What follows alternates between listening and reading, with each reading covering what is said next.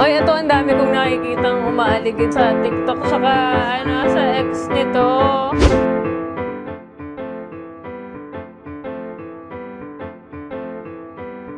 Abisala mga kapuso, ako po si Glyza De Castro at ako po ang gaganap bilang si Sangre Perena sa Encantadia Chronicles Sangre. At ngayon, meron akong mga eksena dito ni Perena noong 2016. Tignan natin kung maaalala ko pa yung mga linya ko. Ano ba itong kagamitan na ito? Ayok ka! Napakasama mo! Kapatid kita, Perena! Masahol ka pa sa angas! Diba, nakakaasar siya. Bakit hindi ka pinili ng ating ina? Iba yung narinig ko sa utak ko eh. Parang minura niya talaga si Amihan eh. Manahimik ka! Ngayon alam mo na kung bakit hindi ka pinili ng ating ina.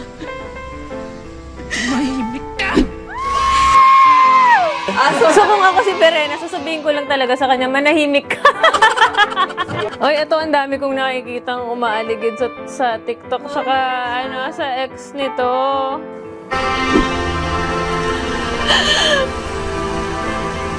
Tulungan niyo ang aking anak at hadiah! Tulungan niyo kami! Tulungan niyo ako pagkat hindi ko na kaya!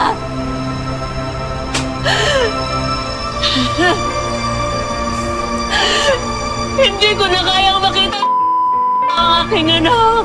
Hindi ko na kayang makitang nagdurusa ang aking anak. Hindi ko na kayang makitang nagdurusa ang aking anak! Na-feeling ko kasi dun sa emotion niya, hindi na pwedeng naghihirap lang. Nagdurusa talaga eh. Ayun. Ayan, okay. Si Anna. Hindi ka man naging reyna. Nahinaman mo man ako at kinamuhian. Ngunit mahal na pa rin kita. Kaya patawarin mo ako kung nagkulang ako sa'yo ng pagpapaunawa na hindi mo kailangan pakipagmalaki kita. Hindi mo kailangang... Hindi ko alam! Kailangan pakipagmalaki kita. Maghirap? Wala. Ano yung sinabi ko? Na hindi mo kailangan maging reyna o pakipagmalaki kita. Pulang-pula yung mata namin dahil nga sobra yung iyak na to. And then, isa ito sa mga eksena na hindi ako makatulog. Alam mo yung pagkaalam kong kukunan siya ng araw na yon, iniisip ko siya.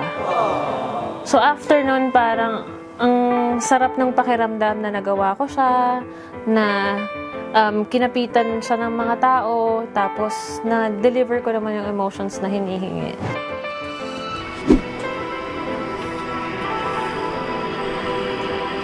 Hindi naranasan mo kung paano saksakin sa likod kaya ng ginawa mo sa akin.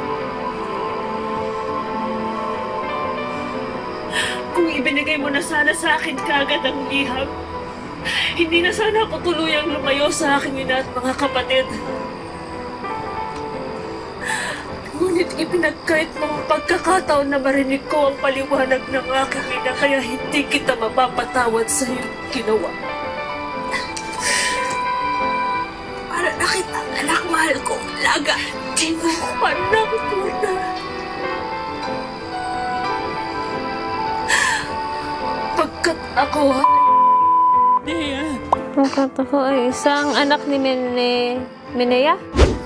Pagkat ako ay anak ni Nea. Ano pa yung Masakit din syempre for Perena kasi lumaki siya with Gurney tapos parang naging best friend /ate/nanay na si Gurna. Pero yung kasi yung feeling na pinagkait niya yung ilang taon, 'di ba? Na parang kaya naging ganun si Perena dahil sa iyo. So, ayun, masakit. Para siyang para kang binitray ng isang taong mahalaga sa iyo. Ito, iyak na naman siya. Ano ba yan?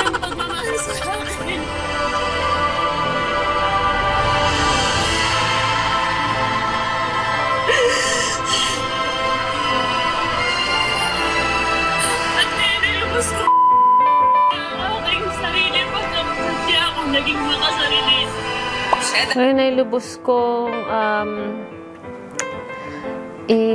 pinagkakanulo.